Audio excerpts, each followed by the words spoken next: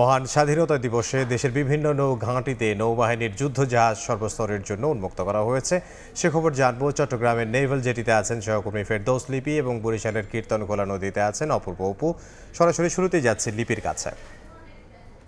লিপি, মহান স্বাধীনতা দিবস উপলক্ষে বাংলাদেশ নৌবাহিনী নানা ধরনের আয়োজন করেছে। এই মুহূর্তে আমরা আছি নেভাল জেটিতে, যেখানে নৌ যুদ্ধ জাহাজ বানৌজা সমুদ্র অভিযান সর্বসাধারণের জন্য উন্মুক্ত রাখা হয়েছে। এবং আমরা দেখেছি দুপুর 2টা থেকে শুরু হওয়া এই যে আনুষ্ঠানিকতা, সেটা প্রচুর সাধারণ মানুষ আসছেন, যুদ্ধজাহাজ দেখছেন। এবং বানৌজা সমুদ্র অভিযান, আপনারা জানেন যে বাংলাদেশ নৌবাহিনীর হেমলেট শ্রেণীর একটি ফ্রিগেট এবং অত্যাধুনিক সরঞ্জামে সজ্জিত এই যে সমুদ্র অভিযান, সেটা কিন্তু গভীর সমুদ্র থেকে শুরু করে যে উপকূলীয় অঞ্চলে মাদক সহ মানব পাচার এইসব রোধে যেমন কাজ করে, তেমনি শত্রুর পক্ষকে যেন বাংলাদেশের নৌ সীমানা নিরাপদ রাখতে পারে সেটার কাজ করতে এই সমুদ্র অভিযান অত্যাধুনিক যে অস্ত্রশস্ত্র দিয়ে সজ্জিত। এবং যারা দর্শনার্থী আসছেন তাদেরকে কিন্তু বাংলাদেশ নৌবাহিনীর দায়িত্বরত যারা কর্মকর্তারা আছেন, তারা যেই জাহাজের বিভিন্ন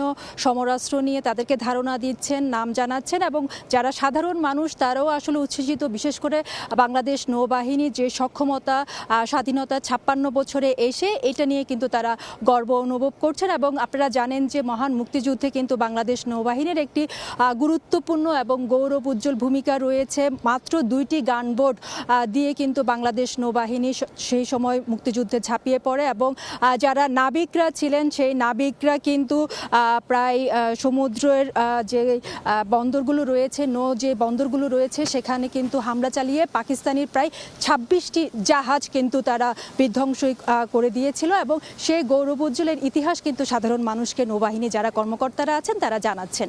তো এই ছিল আমার কাছে এখনো পর্যন্ত চট্টগ্রামের যে নেভাল জেটি, সেখান থেকে সর্বশেষ আমরা বরিশালে চলে যাব। সেখানে আমাদের সহকর্মী অপূর্ব অপু আছেন, তিনিও যে জাহাজ সেটা জানাবেন।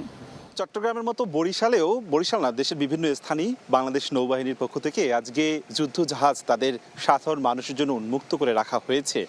মহান স্বাধীনতা এবং জাতীয় দিবসকে ঘিরে তারা এই কার্যক্রমটি প্রতি বছর করে। শুধুমাত্র এই দিবসটি নয়, এর পাশাপাশি বিজয় দিবস, মহান বিজয় দিবস, সশস্ত্র বাহিনী দিবসগুলোতেও তারা এই যুদ্ধ জাহাজগুলো উন্মুক্ত করে থাকেন। এবং বরিশালের মানুষদের জন্য আলাদা একটি আবেদন রয়েছে এই যুদ্ধ জাহাজ দেখবার জন্য, কেননা চট্টগ্রাম কিংবা খুলনার যেমনি ঘাঁটি রয়েছে আলাদা করে, এই যুদ্ধ জাহাজ কিছু বরিশালে কিন্তু আলাদা কোনো ঘাঁটি নেই। ফলে এই একটি দিনকে ঘিরে সাধারণ মানুষের মধ্যে একটা আগ্রহ থাকে এবং সেই আগ্রহের জায়গা থেকে তারা এই যুদ্ধ জাহাজটি দেখতে আসে। এবং এই যে ভারী অস্ত্রশস্ত্র রয়েছে, এই অস্ত্রগুলো তারা এক নজর দেখবার জন্য, নিজেকে সাক্ষী করবার জন্য এই চলে আসেন এখানে। আজকে দুপুর 12টা থেকে এই যুদ্ধজাহাজ এখানে প্রদর্শন করা শুরু হয়েছে। এটির নাম হচ্ছে বানৌজা অদম্য এবং এটি খুলনা শিপইয়ার্ডে তৈরি করা হয়েছিল 2013 সালের 23শে ডিসেম্বর বাংলাদেশ নৌবাহিনীতে যুক্ত করা হয়। জাহাজটিতে যুক্ত করার পরপরই বাংলাদেশের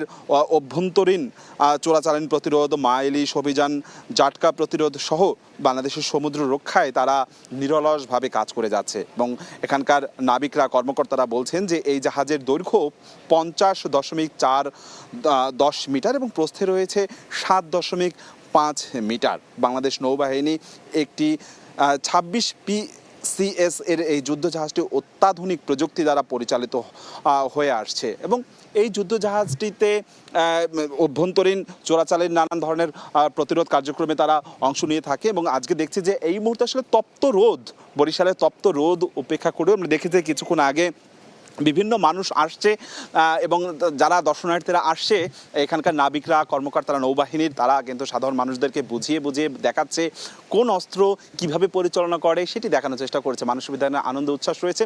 আজকে মহান স্বাধীনতা দিবস উপলক্ষে বরিশালে নানান ধরনের আয়োজন চলছে। আমরা হয়তো বা পরবর্তী বুলেটিনে আরও বিস্তারিত জানাবো। আপাতত আমার কাছে নৌবাহিনীর যুদ্ধজাহাজ থেকে সবশেষ এতটুকুই খবর ছিল। বরিশাল থেকে সহকর্মী অপূর্ব অপু এবং চট্টগ্রাম থেকে যোগ দিয়েছিলেন সহকর্মী ফেরদৌস লিপি।